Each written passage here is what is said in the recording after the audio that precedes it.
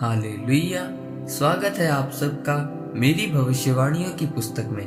तो आइए हम आज के पवित्र वचन को पढ़ेंगे जो कि परमेश्वर के दास प्रेरित अंकुर यूसुफ नरूला जी द्वारा लिखा गया है। परमेश्वर स्तुति में विराजमान। जैसा कि दूसरा इतिहास अध्याय 5 उसकी 13 और 14 आयत में लिखा, और जब तुरहियां बजाने वाले और गाने वाले एक स्वर से यहोवा की स्तुति और धन्यवाद करने लगे और तुरहियां झांझ वादों को बजाते हुए यहोवा की यह स्तुति ऊंचे शब्द से करने लगे कि वह भला है और उसकी करुणा सदा की है, तब यहोवा के भवन में बादल छा गया। मेरे प्रियो, बाइबल बताती है कि जब सुलेमान और सब इजरायली मंडली के लोग मिलाप वाले तंबू के आगे बलि चढ़ा चुके, तब भी परमेश्वर का तेज उस भवन में नहीं आया। और जब मिलाप वाले तंबू में बाइबल की पट्टियां रखी हुई थी, फिर भी हजूरी वहां पर नहीं थी। लेकिन जब तुरहियां बजा बजाकर, गाकर और नाचकर परमेश्वर की स्तुति करने लगे, तो यहोवा का तेज परमेश्वर के भवन में भर गया था। जब आप परमेश्वर की स्तुति करते हो तो आपके आत्मिक कान खुलते हैं और आप परमेश्वर की आवाज को सुन पाते हो। आप अपनी बीमारी से आजादी पाते हैं और शैतानी बंधनों से आजादी पाते हैं। मत्ती अध्याय 15 उसकी 21 से 28 आयत में लिखा है कि एक कनानी औरत जिसकी बेटी को दुष्ट आत्मा ने जकड़ा हुआ था, उसने जब प्रभु यीशु मसीह से विनती की, तब उसकी बेटी को आजादी नहीं मिली।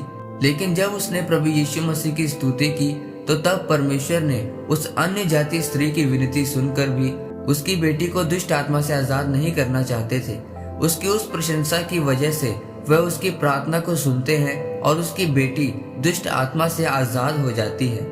अगर आप परमेश्वर की स्तुति नाच नाच कर करेंगे और परमेश्वर की स्तुति के गीत गा गा कर परमेश्वर की आराधना करेंगे, तो आप परमेश्वर की हजूरी को भी समझ सकेंगे और अपनी बीमारियों से छुटकारा पाना भी जान जाएंगे। इसलिए चाहे आप किसी भी स्थिति में क्यों ना हो, परमेश्वर की स्तुति करें, क्योंकि बाइबल में लिखा है कि परमेश्वर स्तुतियों में विराजमान है। जब आप नाच नाच कर उसकी आराधना करते हैं तो आपके बंधन टूटते हैं, आप बीमारियों से आजाद होते हैं। परमेश्वर की आराधना के द्वारा ही परमेश्वर आपको आशीषित करना शुरू करता है। अगर आप बाइबल में दाऊद को देखें तो वह दिन में 7 बार परमेश्वर की आराधना करता था, इसलिए वह अपनी जिंदगी की कोई भी लड़ाई नहीं हारा और परमेश्वर हर लड़ाई में उसके साथ रहता था। मेरे प्रियो, परमेश्वर की स्तुति में वह ताकत है जो आपके जीवन की हर एक लड़ाई को, चाहे वह शारीरिक हो चाहे आत्मिक, आपको जिता सकता है और आपसे दाऊद की तरह बड़े बड़े काम करा सकता है। आमीन।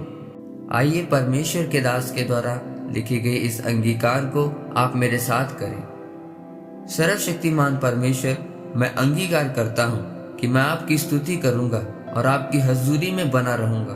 मैं मन की सच्चाई और रूह से आपकी स्तुति करूंगा। परमेश्वर, आपका अनुग्रह मेरे ऊपर हो, प्रभु यीशु मसीह के नाम में। आमीन। परमेश्वर आप सबको आज के वचन के ऊपर मनन करने के द्वारा आशीषित करें। आमीन।